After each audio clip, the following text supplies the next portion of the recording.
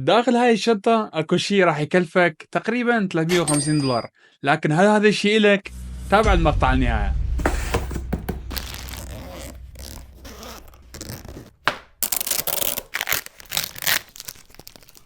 اللي هو كيبورد ايزي 36 وايت إلف. طبعا هذا الكيبورد مو عادي ابدا، يجي مميزات خرافية، 8000 بولينج ريت، واستجابة اسرع من تفكير الانسان عادي. طبعا اكيد الكيبورد بيه سويتشات مغناطيسية، والدقة مالتها توصل من 0.05 الى 0.001. طبعا الكيبورد بجسم من الالمنيوم، فحتى اذا وقع من ايدك كل شيء ما راح يصير بيه. طبعا الكيبورد شكل مالته خرافي، مميزاته خرافية، وصوت الكتابة مالته همينه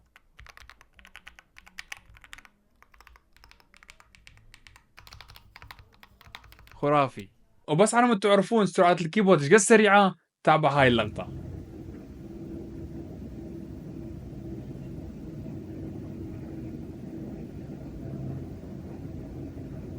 فإذا تريد كيبورد جودة عالية وسرعة دقيقة وصوت اسطوري، فأنصحك تشتري هذا الكيبورد. إذا تحب تعرف أكثر عن هذا الكيبورد فاضغط على الرابط اللي بالبايو.